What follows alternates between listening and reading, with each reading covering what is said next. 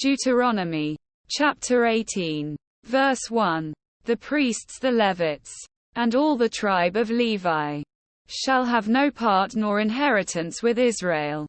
They shall eat the offerings of the Lord made by fire, and his inheritance. Verse 2. Therefore shall they have no inheritance among their brethren.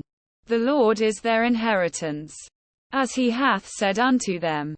Verse 3. And this shall be the priest's due from the people, from them that offer a sacrifice, whether it be ox or sheep.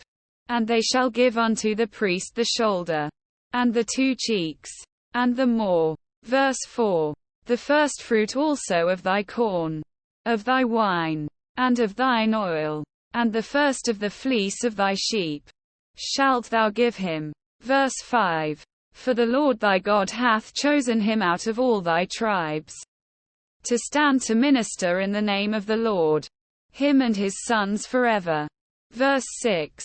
And if a Levite come from any of thy gates out of all Israel, where he sojourned, and come with all the desire of his mind unto the place which the Lord shall choose. Verse 7. Then he shall minister in the name of the Lord his God, as all his brethren the Levites do, which stand there before the Lord. Verse 8. They shall have like portions to eat, beside that which cometh of the sale of his patrimony.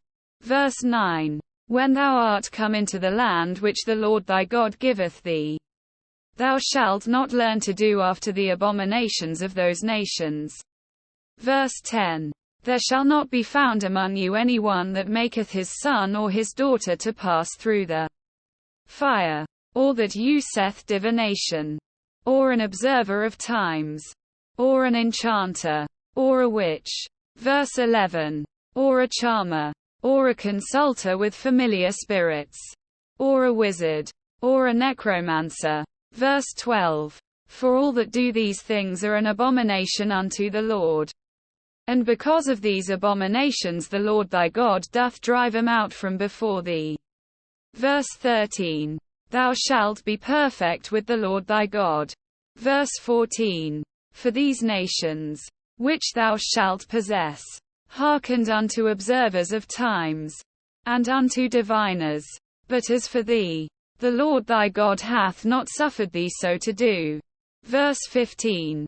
The Lord thy God will raise up unto thee a prophet from the midst of thee, of thy brethren, like unto me. Unto him ye shall hearken. Verse 16. According to all that thou desiredst of the Lord thy God in Horeb in the day of the assembly, saying, Let me not hear again the voice of the Lord my God, neither let me see this great fire any more, that I die not. Verse 17. And the Lord said unto me, They have well spoken that which they have spoken. Verse 18. I will raise them up a prophet from among their brethren, like unto thee, and will put my words in his mouth, and he shall speak unto them all that I shall command him. Verse 19.